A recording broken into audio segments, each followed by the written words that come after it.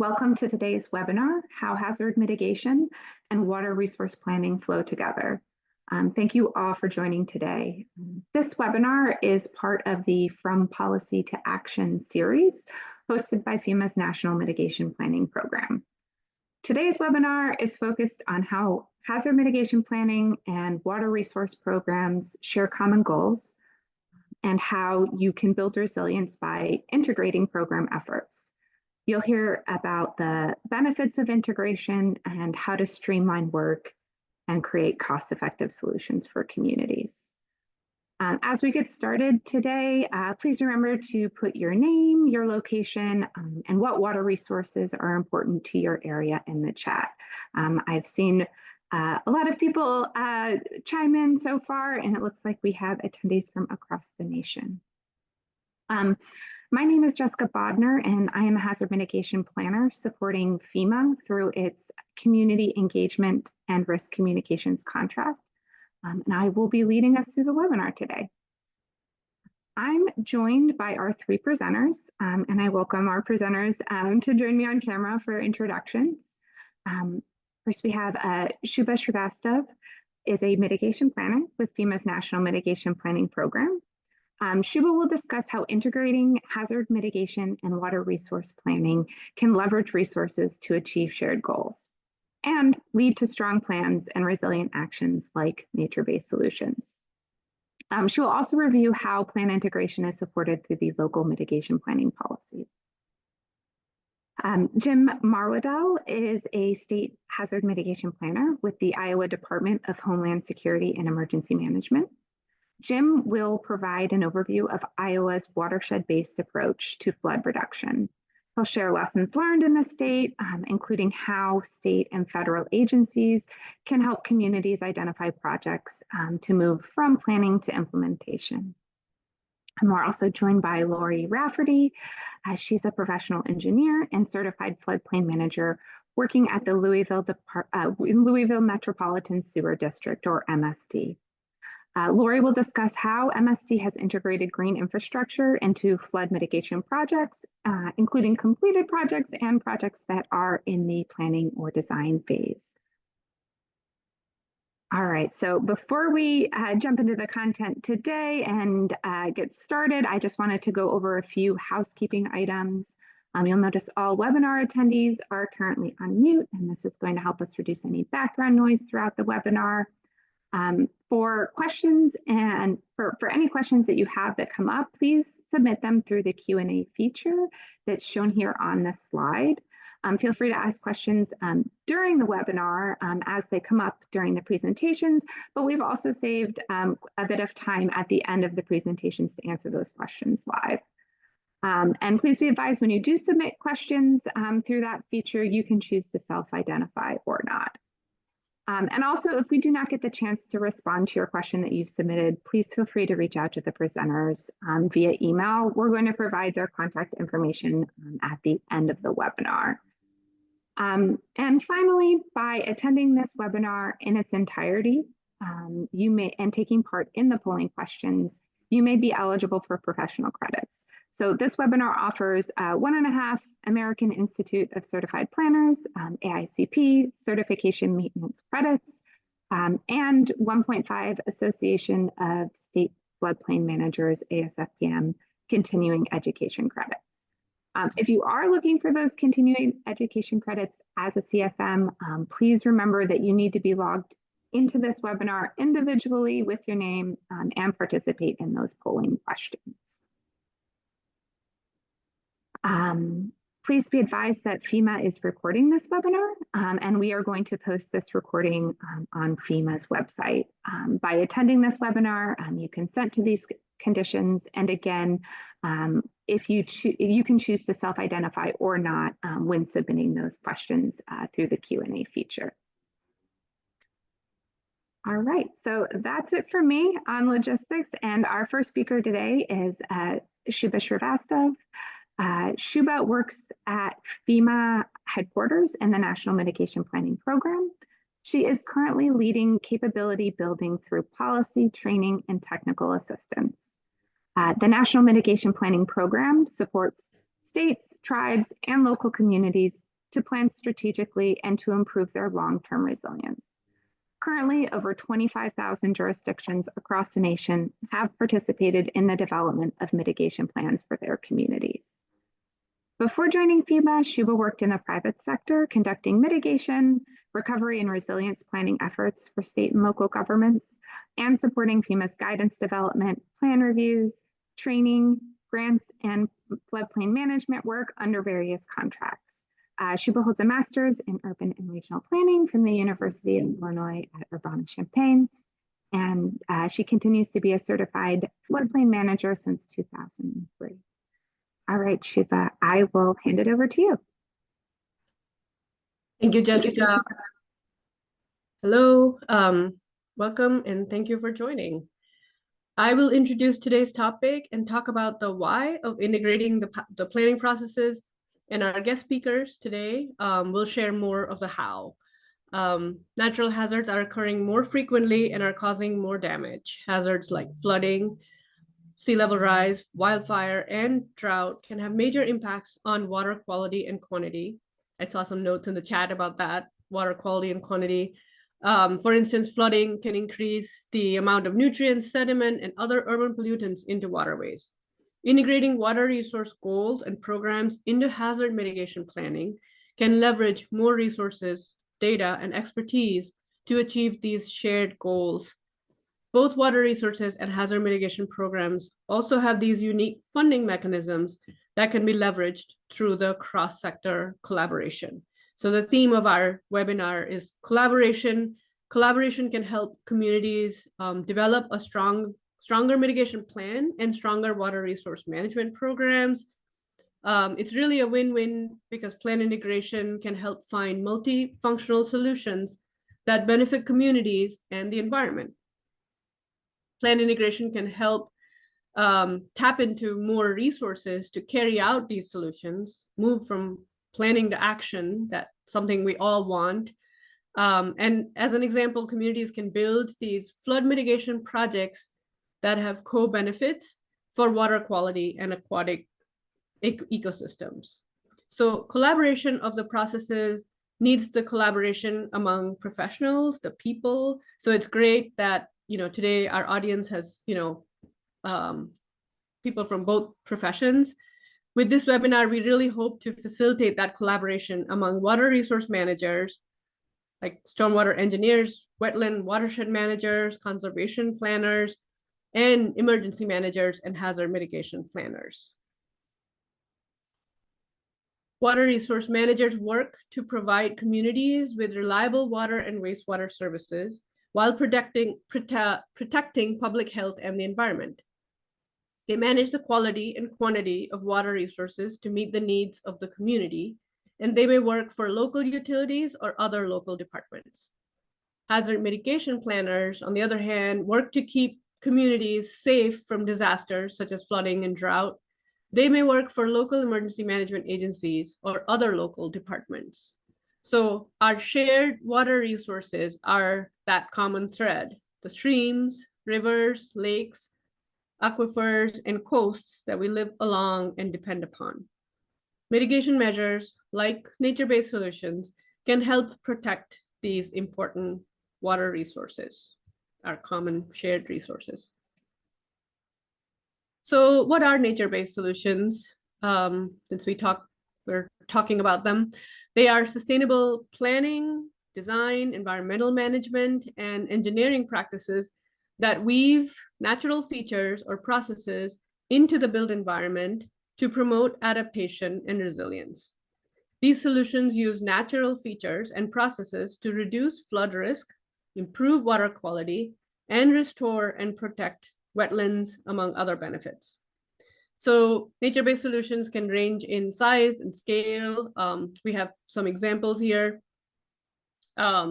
Let's look at these examples they're from the FEMA guides that we'll provide you links to later in the webinar. And so on the left are solutions at a watershed scale. For example, land conservation can preserve systems of open space that sustain a healthy community, and wetland restoration can improve water quality and reduce flooding. It can also recharge groundwater and provide habitat for fish and wildlife. So it's the co-benefits really that we are, really trying to achieve. And on the right are neighborhood scale solutions, green streets and rain gardens that can absorb stormwater runoff and improve water quality. Nature-based solutions require collaboration among governmental and non-governmental organizations. So it's great to see the mix of audience today in our webinar. Now, the connection with the local mitigation planning policy. There are many areas of overlap where we can strive for that integration to happen between water resource planning and mitigation planning. So we took the local mitigation policy and the required elements of a plan to show where these overlaps can happen. So in the mitigation planning process, communities must bring the right people to the table. This could include local, regional, or state water resource managers or water quality experts. Early engagement with these partners can help set up both programs for successful plan integration. It's really, the people and working together that can make this, make this integration happen. Any special districts interested in implementing projects with co-benefits must participate in the planning process and adopt the local plan as a jurisdiction. The hazard mitigation planning process also includes the review of existing plans, studies, and reports, and other technical information. So there, you could include existing watershed plans, water quality plans, flood mapping products, and other resilience planning products, and review them and incorporate them into the hazard mitigation plan. So with that, we come to the risk assessment, the center. The risk assessment needs to analyze the risks to hazards that can affect important community assets, including water resources. They're a natural resource, and it's a community asset that is affected by hazards. So many hazards can impact water resources, including flooding, drought, wildfire, extreme heat, and landslides. The plan must also discuss the impact of future conditions, like climate change, population patterns, and land use and development trends. These factors also heavily impact water resources and the hazards that affect them. And then in the mitigation strategy, plans must address the risks identified in the risk assessment. So if water resources are vulnerable to hazards in a community, the plan must include actions to reduce the risk to the identified hazards. And the comprehensive range of actions that planners identify and analyze should include nature-based solutions that can achieve both hazard mitigation and water resource management goals. These type of actions can be implemented with support from water resource managers and with funding from FEMA's hazard mitigation assistance programs like BRIC. Local plans must also describe how the community will integrate this strategy into other planning mechanisms like water quality plans, floodplain management plans, or other water resource management programs. Building this partnership early on in the planning process can help communities integrate successfully. So we have a few best practices. They're general sounding, and you'll hear more from our guest speakers. And these best practices are identified in EPA's online training that we'll again share with you at the end of the webinar. The training has looked at, examples of local and state mitigation plans, and then established these best practices. The first one is really based on the fact that each program will have its own set of stakeholders, and there may be overlap, but coordinating the stakeholder engagement efforts can help save the resources and reduce redundancies for those involved. Then the second one is about, third party. If you are using a third party to facilitate the integration efforts, be sure that the process works for both planning teams involved. Contractors are great at facilitating processes, but the planning team should remain the drivers and right-size the scope to do so. Thirdly, both hazard mitigation and water resource programs will have their own subject matter and technical experts. So joining forces is a great way to expand capacity and local knowledge to advance actions and that advance goals of each program. As important as it is to understand how mitigation strategies might align with processes already in place, there's a need to acknowledge that new approaches are necessary to expand local capacity to implement and maintain nature-based practices.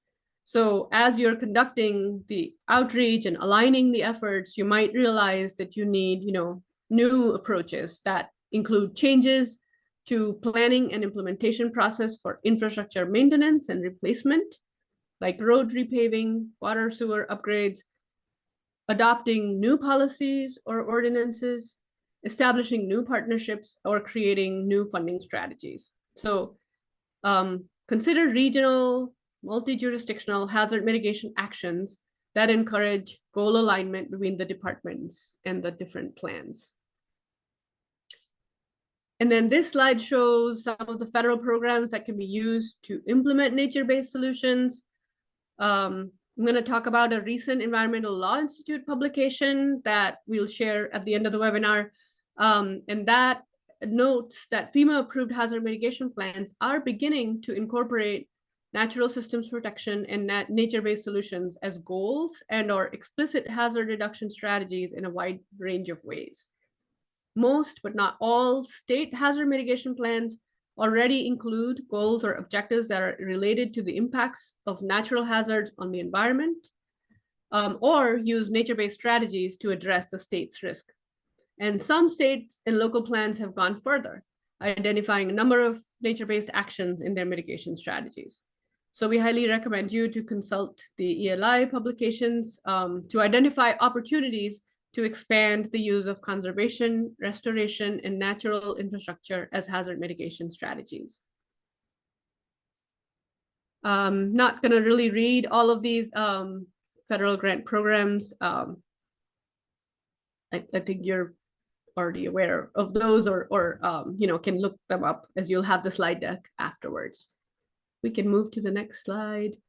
And if you'd like to learn more about this topic, would like to meet up with your local or state agency counterparts, there is a training opportunity available. Ellie Schwartz from our team is going to put the link in the chat to learn more and sign up to attend one of these workshops.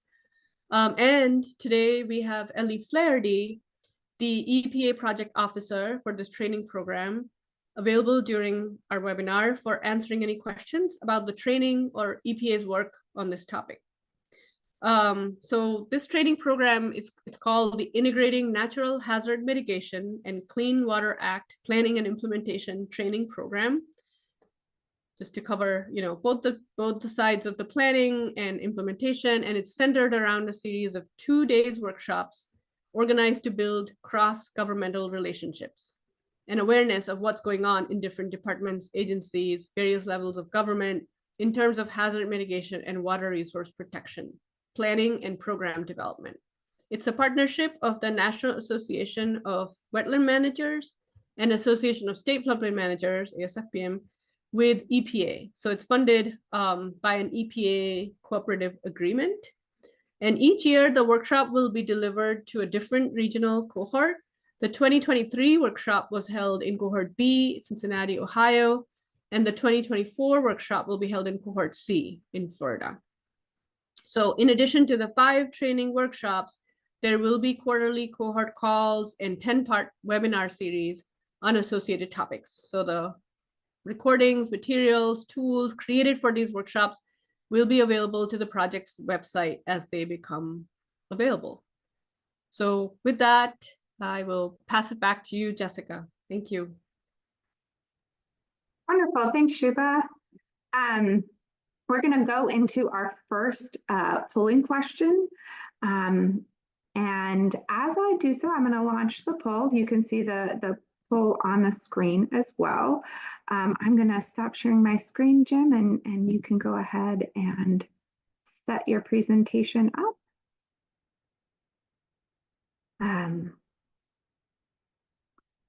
So the question here is, what is your role in hazard mitigation planning or water resource planning? And you can select all that apply, and we can get to know our audience here a little bit better. I'll give you about 45 seconds to a minute to answer. I will share the poll results. Also, please remember that if you do want credit for those continuing education for your CFM, remember to please participate in the poll. And thanks, Jim. You can see your screen. It looks great. Right, so there's still some answers filtering in. I'll give it another few seconds.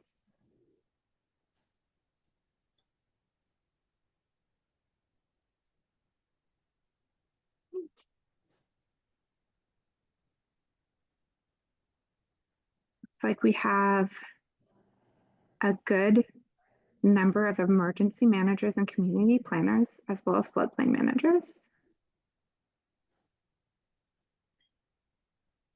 All right. Still got answers filtering in. I think they've slowed. So I'm going to go ahead and end the poll here and share the results. So you can see there is a good chunk of us as emergency managers, community planners, or floodplain managers, but we also have a lot of others, and I've been seeing those pop up in the chat. So thanks everyone for participating in that poll. I'm now going to hand it over to Jim. First, I'll give a brief introduction. Jim Marwedel is the State Hazard Mitigation Planner with the State of Iowa Homeland Security and Emergency Management Department, where he has worked since 2008. So through the Iowa Flood Risk Management Team, also known as the Silver Jackets, he coordinates an initiative between several agencies to help communities understand their flooding, to examine alternatives for mitigation. And this team has been successful in helping many communities receive funding to mitigate flooding. Mr. Marwedel also spearheaded the process to update Iowa's hazard mitigation plan, which was completed in 2023. Prior to working for the state, Jim spent several years working in local jurisdictions. He has been a city administrator and public works director for small Iowa towns. He has also been a city and regional planner in Independence, Missouri, and Box Elder County, Utah. Mr. Marwedel holds a Master of City and Regional Planning from the Iowa State University. All right, Jim, I am going to pass it over to you. Thanks so much. All right, thank you. Appreciate that. Thank you, Shubha, for getting us kicked off. So I'm going to go over some lessons that we learned, and basically it's a guiding document for us now about how to help locals with watershed approach flood reduction. And we developed this report after a 6-year Iowa watershed approach project that was statewide. And I'll give you a little background on that so you'll kind of understand. But back in 2016, the state received funding from HUD, from the CDBG disaster recovery, or disaster resilience actually, competition. And it was, the model or the goal was to use a watershed approach in these watersheds that you see on the screen to reduce flood risk and also improve water quality, but also to increase resilience, to engage stakeholders. And a caveat was that and the reason these specific watersheds were chosen is it had to benefit low and moderate income and those who had unmet recovery needs. So those were areas that had disasters in like 2011 through 13. So I'm just skipping over it really quick. I'll tell you a little bit about the outputs of that 6-year endeavor. They put in over 800 practices in all those different watersheds that reduced peak flow and improved water quality. So some of those practices are for example, floodplain restoration. Wetlands were put in, several of those. Farm ponds, also known as wet detention. Water and sediment control basins, which are very small detention structures that are often found in a series. So one alone doesn't do a whole lot, but when you have several in a series, they really control the flood flow.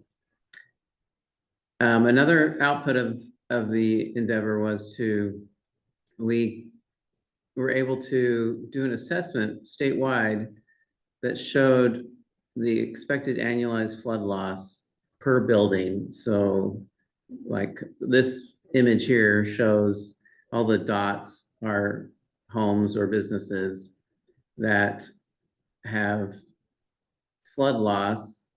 And so they calculate for each one the building damage, the structure damage on an annualized basis, as well as the content damage. And in some cases, the inventory, if it's a type of structure that would have an inventory, like say a grocery store or something, or manufacturing. And then watershed plans were developed for those 8 watersheds to address both flooding and water quality. And watershed management authorities, which are a partnership of cities and towns and counties to come together and address their water resource issues on a watershed basis. So there are a lot of lessons learned and follow-on activities from this. There were a lot of partners. This is most of the partners, there are dozens, and each of them had their role, and our role as the Homeland Security Emergency Management Department was to produce this resiliency strategies report and to share lessons learned about flood reduction using a watershed approach. So that's what I'm going to talk about some more. And you can get that report online. There is the link. I think they're going to post the link up here. You'll get this in the presentation as well. So what are the advantages of using a watershed approach? Meaning going upstream to slow the water down, to hold the water back so that it never even gets to the places that normally would have flood impacts. Well, obviously one impact is reduced floods, or reduced flood damage. Another one is not only do you reduce flood damage at the one site you say you want to focus on, but it reduces the flood elevations all the way downstream as well. So you're just not pushing the water off, you're holding it back for everybody. It also improves water quality. Most of the practices that I will talk about improve water quality and wildlife habitat. And many of them also can improve soil health, which is important for farmers, which Iowa is a big farm state. So that a lot of these are placed on the edge of the farmer's field or in the middle of the field. Another advantage is that compared to other flood mitigation methods, you can see a reduction in maintenance through the use of nature-based methods. It depends on the method, but that is an advantage that can be seen. Okay, so with all these advantages, why isn't everyone doing this? Why isn't a watershed approach used more often? Well, there are several barriers, and that's the purpose of the report, is to not only identify those barriers, but propose strategies for how to overcome them, how to help local communities overcome those barriers. So just quickly, the barriers, a lot of these methods and practices that can result in flow and flood reduction. They're not well understood. Engineers often are used to their typical way of doing things, and some of these other ways are not what are typical. So like floodplain restoration, flood reduction. So on the left, you see, I wish this image was actually straighter of a stream, because often what you have is a stream that's just straight and the water flows fast through a straight passage, but you want to make that path of the water meander a lot more and interact with more vegetation. That's going to reduce your peak flow, and it's going to absorb some of the water, and it's going to hold back and slow the water down. So you see on here in number 3, it says it reduces the stream flow by 20%, but really you need an engineer to calculate that and determine what the stream flow, how much it's going to be reduced. So you need someone who understands that. Another one is oxbow restoration. And in some cases, I say restoration, you could actually have a diversion that acts like an oxbow, so that when the flooding comes, the water overflows into some nearby adjacent. And this, what this says is an oxbow, but it could be an adjacent basin of some sort. This one is very case specific, so you can't really exactly say how much flow reduction there will be without knowing the particulars. But this is an option. It's watershed based. Now, wetlands, similarly, you can get from any wetland, you're going to get some flood reduction, some flow reduction, I should say. But you can design wetlands in different ways so that you can hold back different storms. You can hold back the 5-year storm, or maybe the 10-year, or quite possibly the 25-year or even more storm. So it depends on how you design that. You need a good engineer who knows what they're doing. Farm ponds, you're going to want to design these with extra room for more storage when it rains to hold back extra water, in addition to what the pond level normally is. And water and sediment control basins I talked about a little bit earlier, but these are usually in the path of the stream, and then the stream just stops for a second and fills up a little bit and then goes down a little bit further on along the stream. Okay, so you need to, so that's one of the barriers, is those things are just not well understood. The other one is that they don't work everywhere. That needs to be understood, at least not cost effectively. And I want to talk a little bit about cost effectiveness. As we went through this whole process with the Iowa watershed approach, it was probably 2 years in that I started realizing, you know what, when I'm talking about cost effectiveness and the way FEMA does cost effectiveness is not the way that the water quality folks were measuring cost effectiveness. They had like this goal to reduce nitrogen or phosphorus. And so they had this goal and they have to meet the goal. So the cheapest way to meet the goal was most cost effective. Well, with flood mitigation, that's not, what we're looking at is when the cost of the project is less than the benefits. The benefits are greater. And the benefits are basically the avoided loss of the avoided flood losses over time. So you have to look at, and the other thing is you have to look at flooding the way FEMA looks at flooding. So you have to make sure that your visions align with the FEMA vision. Does reduce flooding, does that mean reduce peak flows? That seemed to be what a lot of the water quality folks seem to think. But for FEMA, flood mitigation is not directed at reducing peak flows. It's directed at reducing flood impacts, how much damage there is to a particular building or a structure, or there's overtopping of a road that causes detours, and you can measure it in dollars. So communities need professional assistance to determine that stream flow reduction in order to reduce the flood impacts. And then they also need engineering that's one level of engineering, to find out the stream flow reduction. I'll talk about that more in a second. And then they'll need more engineering to actually design and to do a benefit cost analysis in order to make application for FEMA funds. And finally, communities need funding.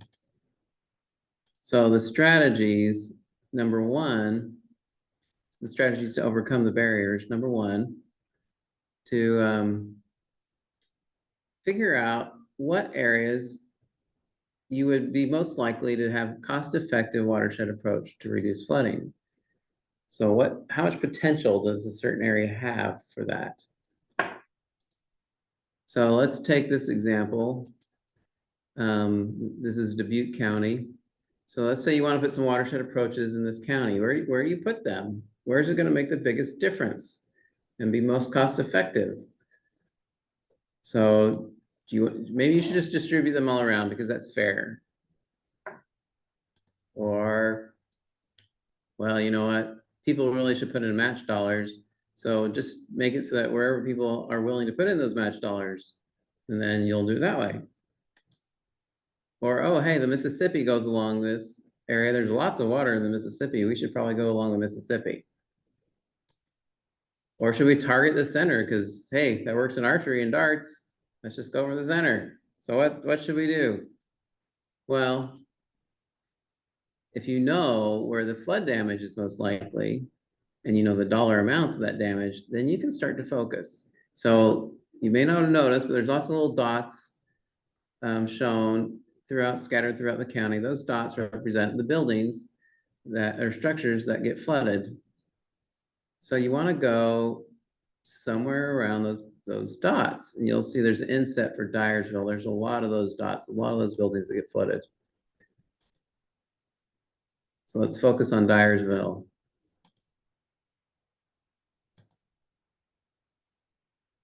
So the green lines are watershed boundaries.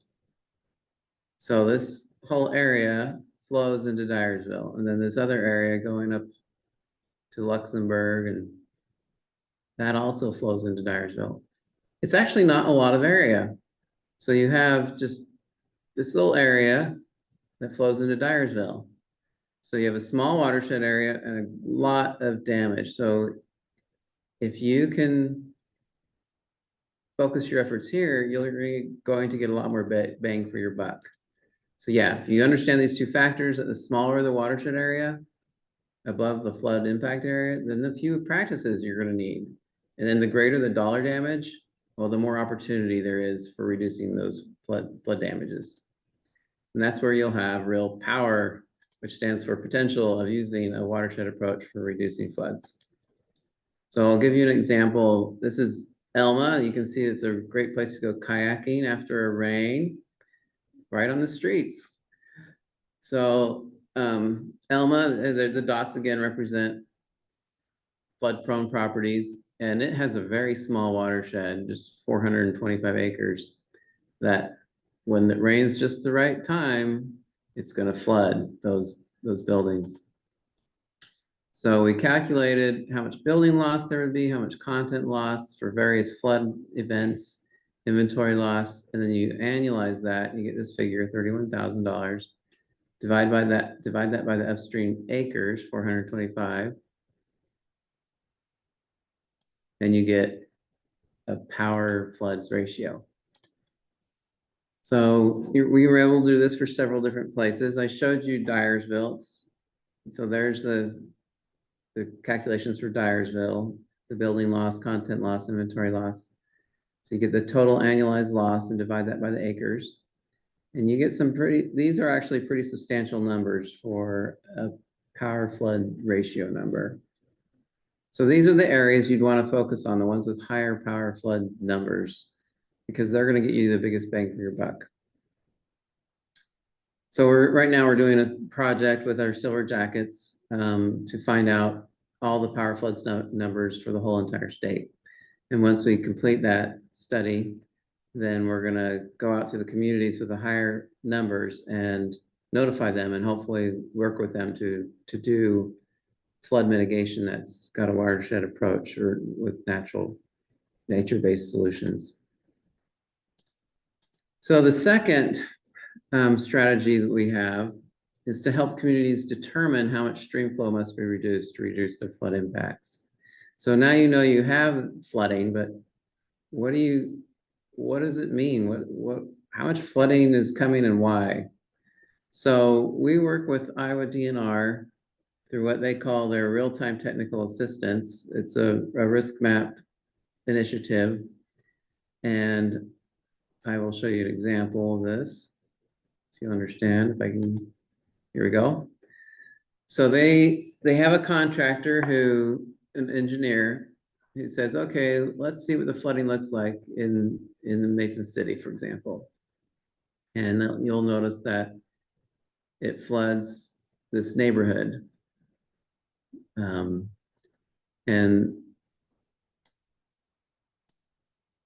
And they said, well, what if we were able to reduce the flow by 200 or 2,000 cubic feet per second? Would we still have flooding? Well, just a very little bit. So now they know what their goal is. They need to reduce by 2,000, or if they reduce by 3,000, they've eliminated all the flooding, even in just tiny little bit in the street. So then they can say, okay, well, where can we go to hold back that 2,000 or 3,000 cubic feet per second? Well, if you notice at the top of on the north side of this road, there's a big open area where they could potentially put wetlands or some kind of detention and slow a lot of water down. So now they have, from this step 2 or phase 2 of the strategies, they have some help to let them know what they need to do to reduce their flooding, but then they still need more engineering to actually design something.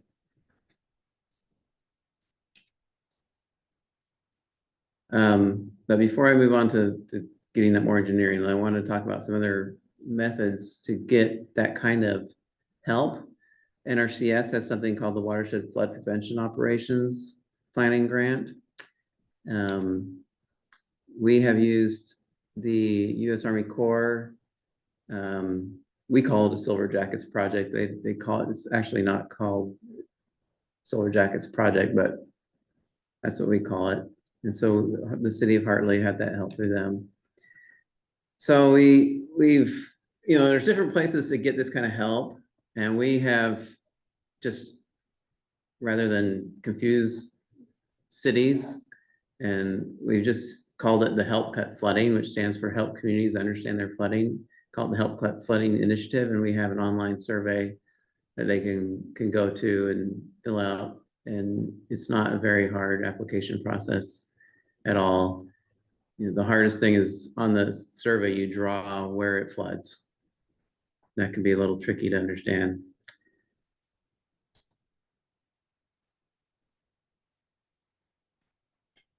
All right, so then I wanted to talk about the third one. Like in Mason City, I said, okay, now they know how much cubic feet per second they need to reduce. Well, now they need engineering help to figure out how they're going to get that done, to design the actual detention or wetlands or whatever, and calculate how much cubic feet per second they can reduce that way, and then to come up with costs. And they need this because in order for you to get funding from FEMA, from like a hazard mitigation grant, you're going to have costs, and you're going to have benefits, because you're going to have to put together a benefit cost analysis to compare them and make sure it's cost effective. The problem is cities don't know if they're going to be able to get that grant to solve their problem. So they could go through all this engineering and come up with spending a lot of money and come up with nothing, basically saying that, oh, it's just not going to work. You've just wasted all that money. Most communities are happy to spend money on the engineering if they know that eventually they'll be able to get funding to solve the problem. So this is one of the big barriers, is coming up with a way that they can get funding for that engineering before they move forward. And there are ways to get that funding. One is that watershed flood prevention operations I talked about. Another is the BRIC, direct technical assistance. We've had a couple of communities participate in this, and it requires no match. They still will have to hire an engineer at the end, because they won't get stamped engineer plans, but they can get engineering to some extent. Project scoping, we've done a lot of this. Done probably 6 or 7, maybe more, of these cities getting the project scoping activity through a BRIC grant.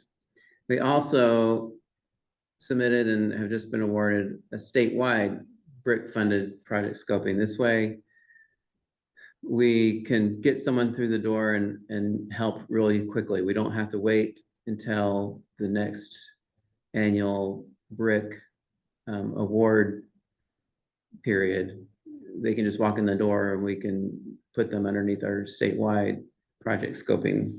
They have to use our engineers, but at least they can get going. The engineers that we procured. And then HMGP, the Hazard Mitigation Grant Program, also has something called Advanced Assistance. It's very much like project scoping. All right, I'm just about wrapping up. The fourth strategy is to provide additional funding for construction implementation of the watershed approach practices. And this is one we have not, the ones I've talked about so far, we have already started implementation and are well on our way, but we're still working on this one. So we could use additional funding. If anyone has any ideas, then let me know. So questions, you can put those in the Q&A, and I understand that we'll answer the questions at the end. So, and of course, you can always, if I'm not able to answer your questions, you can contact me. Feel free.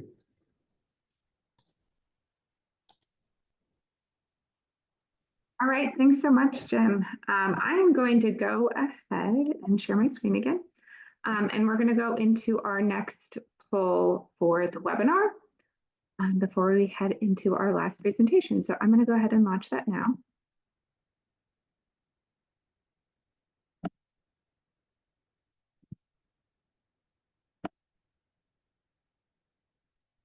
Okay, you should all see it now. All right, so the question here is, has your community used nature-based solutions for any of the following purposes? And you can select all that apply. Remember, I'll leave this poll open for 45 seconds to a minute to answer. And if you are looking for that continuing education credit, please do remember to participate in the poll, or if you're having any issues with that, you can feel free to type your answer in the chat as well.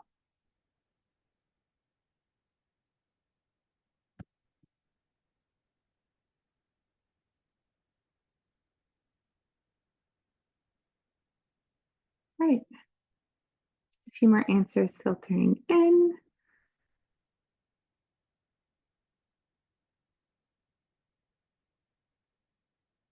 It seems like we've got the largest number of responses related to flood risk reduction purposes, also water quality improvement and ecosystem enhancement. So it's been about a minute, so I'm going to end the poll and share the results here. And I think this sets us up well for our next presenter, Lori Rafferty. Lori Rafferty is a professional engineer and certified floodplain manager. She has worked in the engineering field for over 20 years, working at MSD since 2004. She has a Bachelor of Science and a Master of Engineering in Civil Engineering from the University of Louisville's Speed School. Lori currently leads the MS4 floodplain and DRI programs as the Assistant Director of Stormwater Services. Lori, I'm going to pass it off to you. Thank you. Today I'm going to talk to you about some nature-based solutions and how we have looked at that through our hazard mitigation planning program.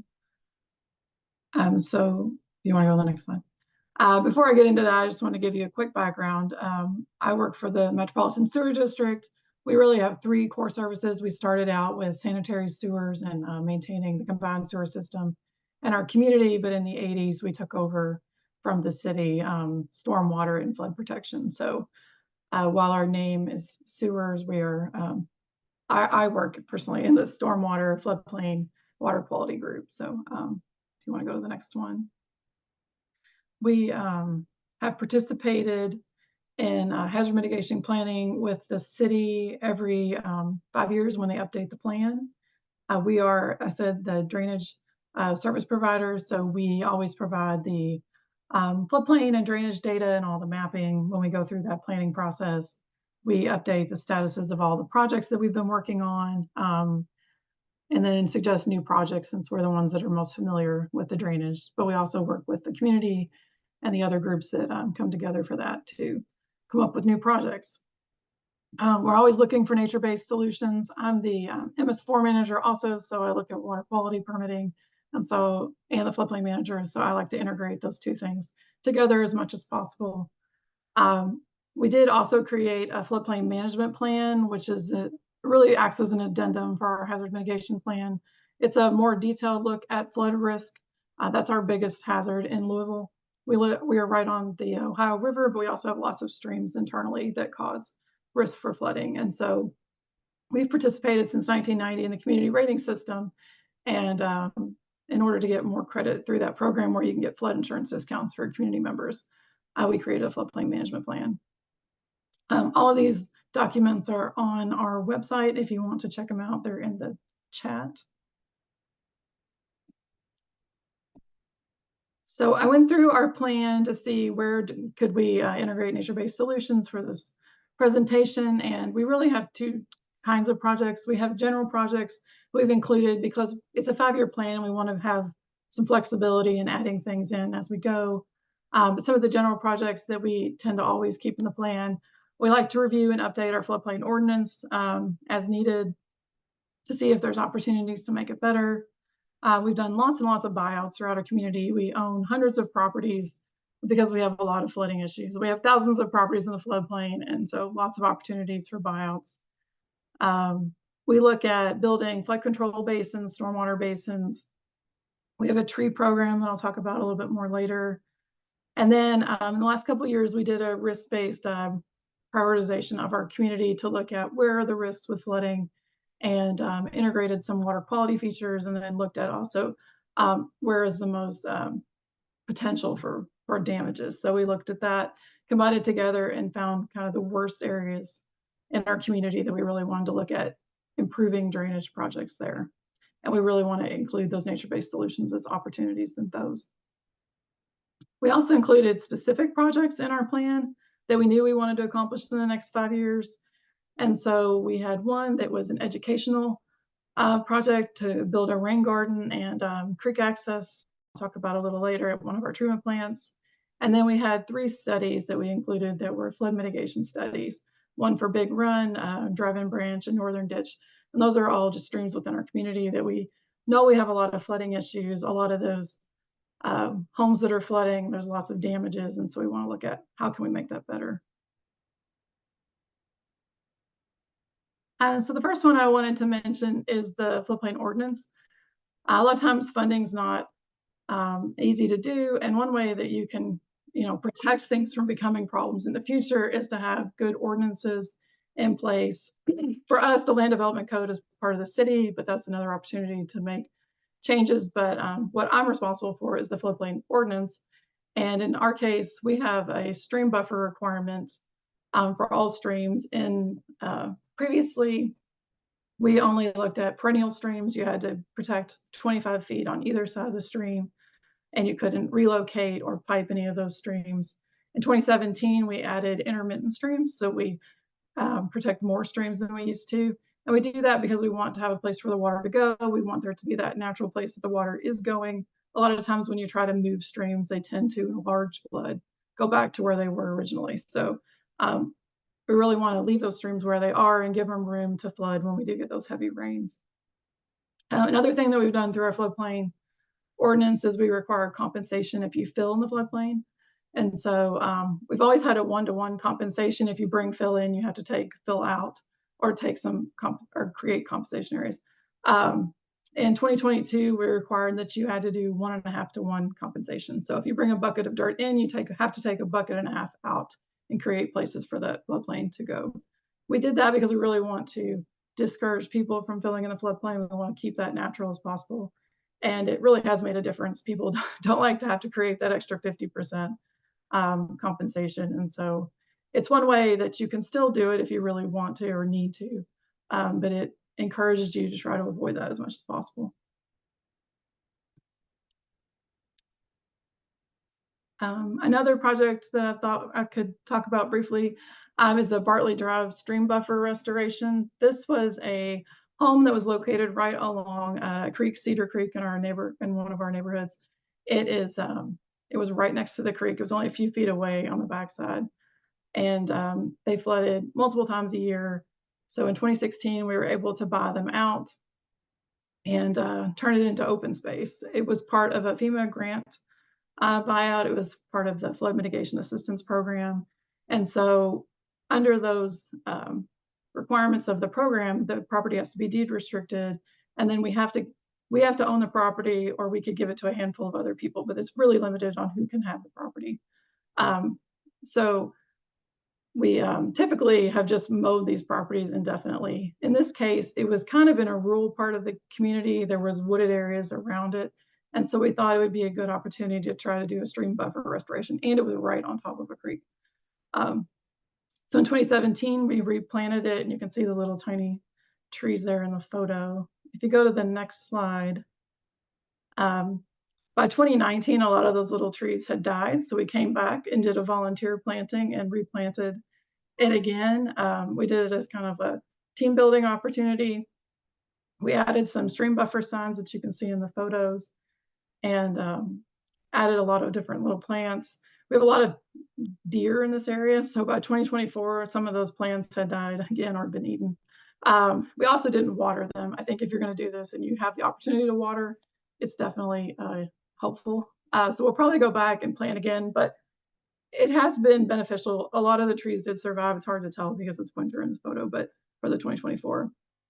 But a lot of them survived. The neighbors really haven't complained about having us, and I think eventually it will be a natural wooded area. It just takes time for something like that to happen. So, but it has been a good project for us, and it treats all of the water that comes off of the neighborhood.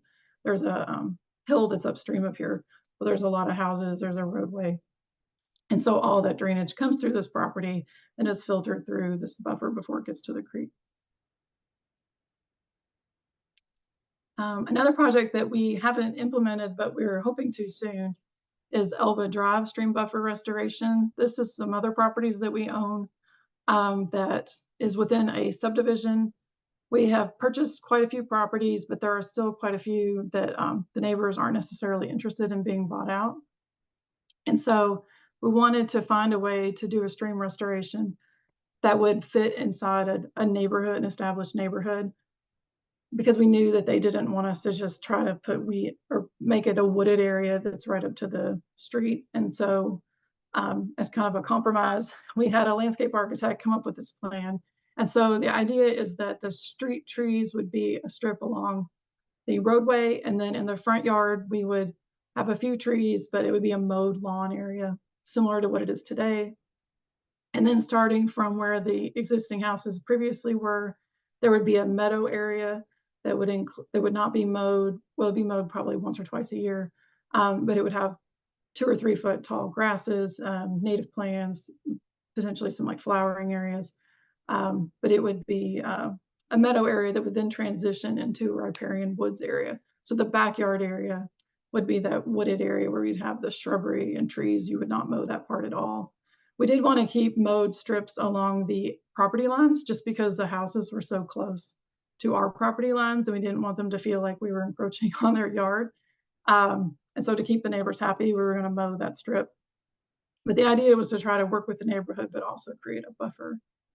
So if you go see this one, this is kind of a view of what it looks like from the side. So you can see the street tree area and the front yard are both mowed areas. Then it transitions to that meadow area that's mowed once or twice a year, but is an intentional meadow area and not just a lot of weeds. And then it would transition into that riparian zone where you see the trees and shrubs that wouldn't be mowed, and then the creek itself. So we're hoping to do this soon. And then another one that we've done with buyouts, or we're about to do, is a flood storage basin. So you could see on the bottom photo, this is a Google Street View. We own 14 properties along the creek that has just been mowed since the early 2000s. They flooded in the 97 flood, and they were bought out in the early 2000s. And we really had no purpose for the property. But as we have looked for ways to try to improve our flooding issues, and you can see from the map on the left, or the right, I'm sorry, all that blue is floodplain. So there's lots and lots of floodplain in this area. And so we're looking for opportunities to create storage. And so we want to put like a long, narrow flood storage basin here. So if you go to the next slide, the basin will create 7.2 acre feet of flood storage. It's about 6 to 8 feet deep at the deepest parts. The green infrastructure we want to include is we want to plant the bottom of the basin with native vegetation. We think that'll improve the infiltration, will create habitat, and our operations group will like that we don't have to mow that part of it as much. So we'll still have to mow it a couple times a year. We don't want to get the woody vegetation, the trees and things in there. We want to keep it open, but we do like the idea of having like a meadow kind of like area down there. We will continue to mow the outer edges of the basin for the sake of the neighbors. And then we did have some limitations with utilities and things that were in the way. But this is another way that you could use properties that you own that you have to maintain and create a benefit from them. So we're hoping to do this summer, but because of funding, we've been pushed back a little, but we think we're going to get this done early started by the end of the year.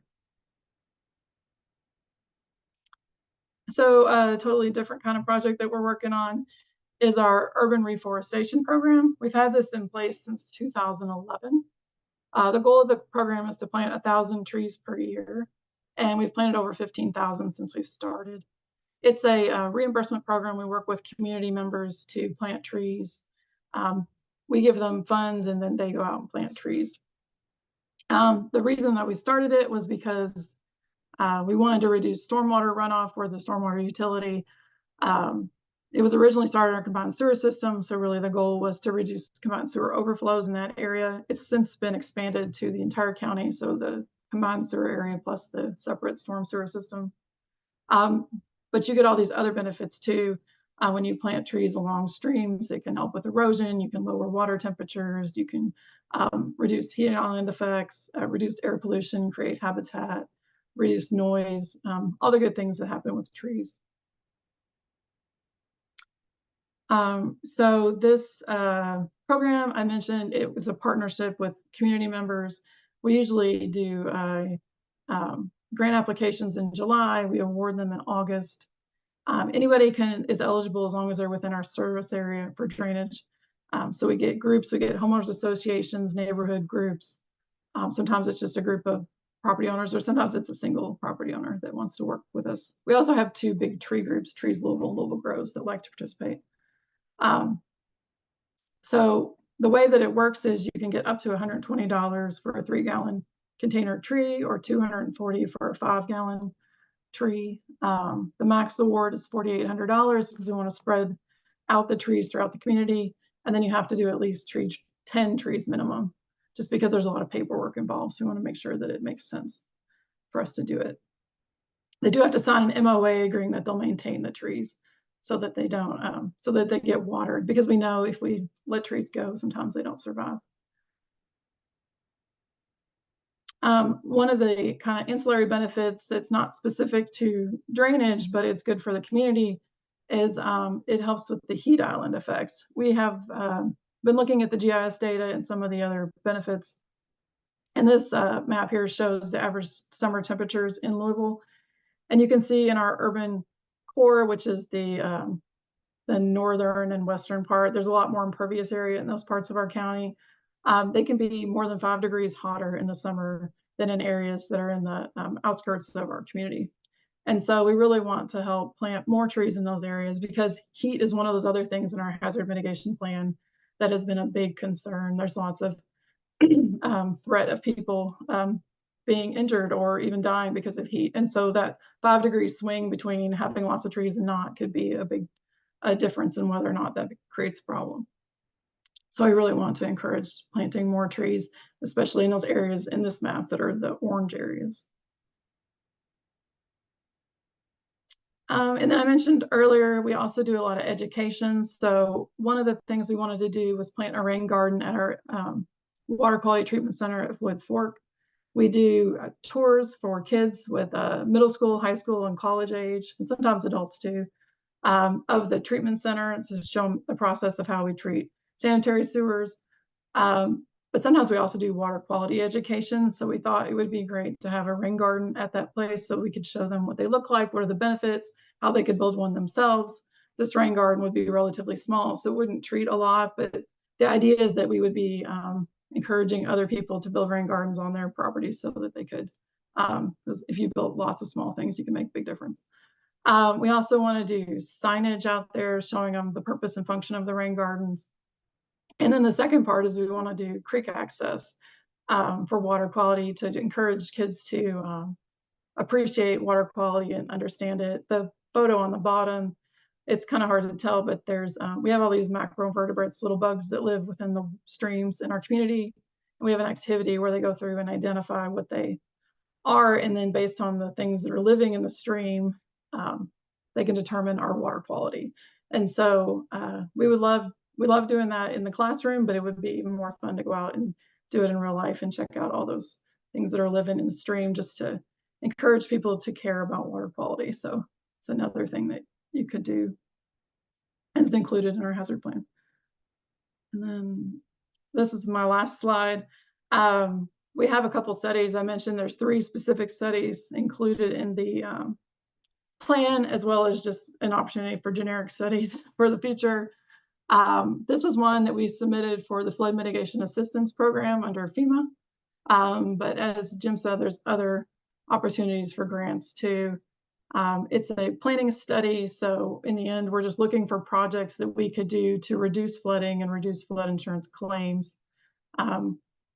We are considering regional detention basins, sod saddle basins, where it makes sense, maybe channel widening. And then we want to integrate those green infrastructure projects in there. They could be standalone, or they could be part of those other projects.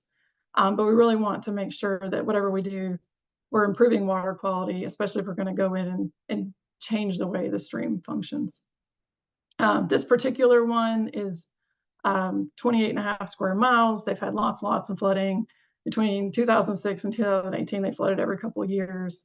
It's over 1,000 properties in the floodplain, 62 repetitive loss, non-severe repetitive loss. So really just looking for ways to reduce that flooding and find projects, hopefully, that meet that benefit cost ratio that FEMA is looking for, because we really want to look for dollars to help us build these things, because they tend to be pretty expensive. So that's the goal with this project. And then the other 2 are similar. One of them we're funding internally, but looking for a planning study. But we're always looking for funding for construction dollars to help pay for it if we can. So I think that is everything that I had, unless anyone has any questions they want to put in the Q&A. Thank you so much, Lori. You have a lot going on over there in Louisville. And thank you both to our guest presenters. So much information included in those presentations. So we did want to make sure we had time to answer some of those questions that have been filtering in. So again, if you have any questions, feel free to put them in the Q&A feature. We have been grabbing them from the chat as well. And so I was going to go ahead and kick it off and give our first question to one that came in during Jim's presentation. And that is, since watersheds don't stop at state lines, did you have to work with neighboring states to accomplish your objectives? And how big of an obstacle did that pose? So we do have some watersheds that go into Minnesota especially, and the studies that we've done, we've incorporated the results from Minnesota, but it really hasn't been a big issue yet, because we have so many problems all over the state that we could focus elsewhere. So it would be like Decorah is the city that has a watershed that goes up into Minnesota. I guess I could just say that if we have enough on our plate, if we could show that we've done our work, well, then we could go to Minnesota and say, you need to do something too. But we just haven't gotten there yet. So yeah, maybe it will be a barrier. I hope not. Thanks, Jim. Lori, I had a question that came in for you during your session. How are you funding, including maintenance, your urban forestry program? So it's funded through MSD, our drainage dollars that we collect. So it's all locally funded. And then the people sign an MOA, so they actually maintain the trees. So they're funding like the watering portion of it. Thanks, Lori. All right, Jim, I have a question that came up, and it's more of a general question. What advice would you give other states or communities looking to integrate watershed approaches for flood reduction? And two-part, who should they work with within their communities? Well, I guess it's a little bit convoluted to talk about that whole power floods ratio, but if you're really going to want to know where to start, you should do some kind of research about where your damages are at. If you go willy-nilly and just try to do watershed approach anywhere in the whole state, you're just going to be not spinning your wheels. You're going to be doing, because you're going to be affecting water quality, which is great. But if you want to affect flooding, you really need to start by looking at where it floods. And I would suggest, and this kind of goes to another question somebody asked about guidance on determining flood damage costs. Where can you get that? So the U.S. Army Corps, through their HEC-RAS, has something called FDA, Flood Damage Assessment, and they can run some assessments for you to find out the damages statewide if you are really nice to them and then ask them to do as a Silver Jackets project. So that would be a recommendation. What we did was we did it as a HAZUS exercise. We had our own internal staff put together HAZUS tools, using the HAZUS tool to run that kind of assessment. Thanks, Jim. All right, Lori, I have a question for you as well. How did you facilitate coordination with hazard mitigation planners in your city? And what are some lessons learned from your experiences working collaboratively with their planning program? So every, I guess, 5 years or so, when we are updating the plan, they usually the Emergency Management Agency in our area sets up the meetings, but we meet pretty regularly when we're coming up with a plan. They usually hire a consultant. I think one of the suggestions was having a third party in there. So they usually hire a third party. And we usually have smaller group meetings to collaborate. And then we also have the big public meetings, but we usually have quite a few of the smaller group meetings to try to come up with really understanding, especially for the consultant, because sometimes they're new, where we are and what we've done in the past and getting all the data and all those things. So it's just been a lot of meetings and talking about what our problems are and what kind of information we have and suggestions. Thanks, Lori. Okay, I see a couple questions for Jim. Perhaps both presenters, but these presentations are both pretty focused on riverine flooding. Are there any proposed activities or best practices in planning for communities that experience sheet flow? Can I start with this one then? So I noticed that one of our DNR folks was actually in the audience. I'm not sure if he can chime in, but the way we're going to talk about sheet flow and quote unquote flash flooding is we have a new way of looking at flooding called 2D BLE, two direction base level engineering. So yes, what we have for our determining our flood damage in the past was based on the one direction of the stream, the way the stream went down, how the water went down the stream and then over its banks. But 2D takes a look at the rain, where it falls everywhere, and starts to map out where it floods regardless of streams.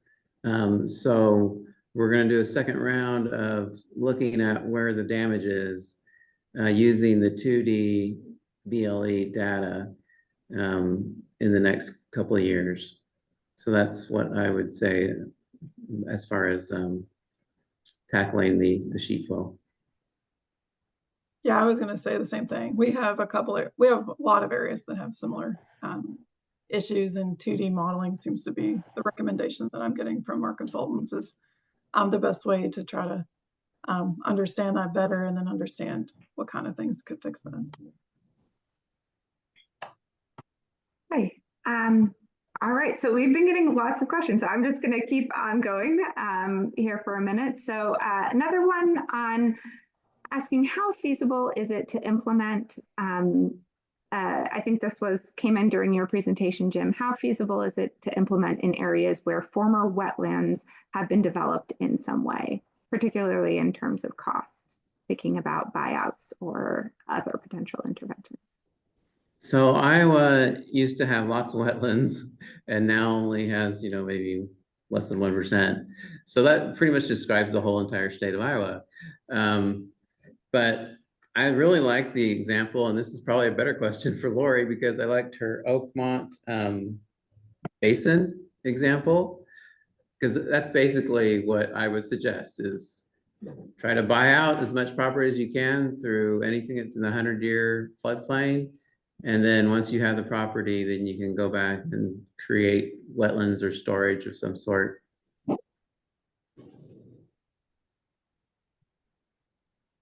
I should mention that, for, the buyout is a little simpler than doing a watershed approach. So that's kind of the place that we do a lot of buyouts in Iowa. And so that's a good place for us to start. We have the state contributes 10% of the non-federal match, so the city or whoever only has to put in 15%. So that really helps.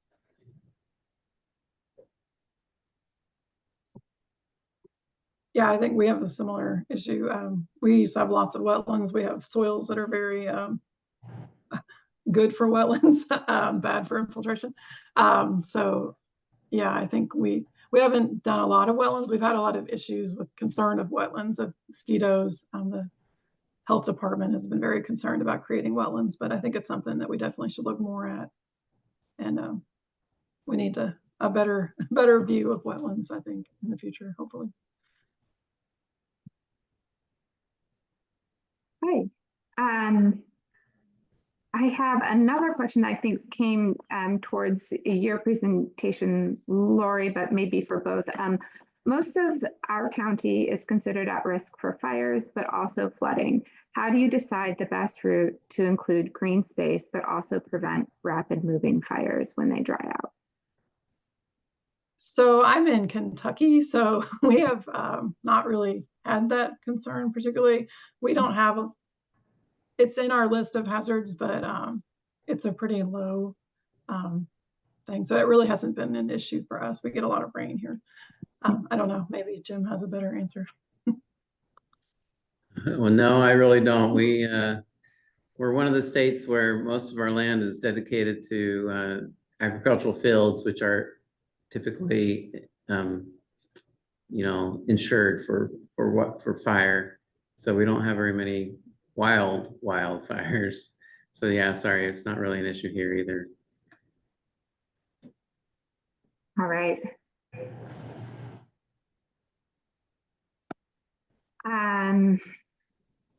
I think we have a question from the chat, and it's about the adding damage estimates. Can you add agricultural damage into the costs of flood damage, or is it only structures that can go into those calculations? That you can add agricultural damage. And we just did that on a recent HMGP project that the FEMA reviewers didn't like our numbers or didn't think it was substantial enough. So we're like, well, there's lots and lots of agricultural damage. So we had to go back and show it. The problem with the agricultural damage, the reason we haven't done much with it is we're not experts on agricultural damage, quite simply. And so we have to involve other people and get their input. So that's really the key, is trying to get someone from NRCS or somebody else who can really help with that.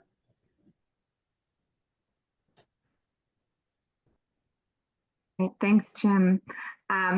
In the interest of time, I'm going to move on to talk a little bit about some of the resources we shared today, and kind of close out the webinar with information on credits and such. So we have highlighted, listed, linked here, the key resources that we discussed during this presentation. The state and local updated mitigation planning policy guides are linked, as well as other training and other resources, and that's all can be found on FEMA.gov, mitigation planning program page. Lori described how the Louisville MSD, a special district, participated in the hazard mitigation plan. And so FEMA's FAQ linked here can provide more information on how special districts can participate in the hazard mitigation planning process. We've also linked the EPA's training that Shubha mentioned called Creating Co-Benefits Through Hazard Mitigation Planning and Water Resource Management. This is a self-paced training that highlights the benefits of working across water quality and hazard mitigation programs.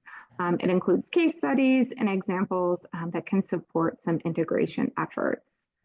And also, Shubha did talk about this one, but feel free to check out the links here from ELI on integrating nature-based goals and actions into hazard mitigation planning, that first link, and then the new report that was recently released in January, which focuses on how to form better partnerships and build capacity effectively address hazard risks. And as a reminder, we're going to be sharing these slides with all of the attendees and everyone that registered for the webinar after the webinar today. And don't forget that you may be eligible for professional credits and for attending today's presentation. By attending this session in its entirety and responding to those polling questions, you may be eligible for that 1.5 ASFPM CEC or the 1.5 AICP CM credits. So please remember that you need to be logged into this webinar individually with your name to be eligible. You can log your credits by clicking here on this course credit for AICP. So there's the number here. You can also search for it in my APA. But if you're looking for those CECs for your CFM, please add your name, email address, and state into the chat, or you can email that information directly to Ellie here on our team. Her address is campbell.schwartz. So you think you have been receiving some communication from her leading up to the webinar. So again, I just wanted to thank our presenters for the day, Shubha and Jim and Lori especially. Thank you so much for taking the time to walk through your presentations, as well as spend some extra dedicated time to answering those questions that came through in the chat.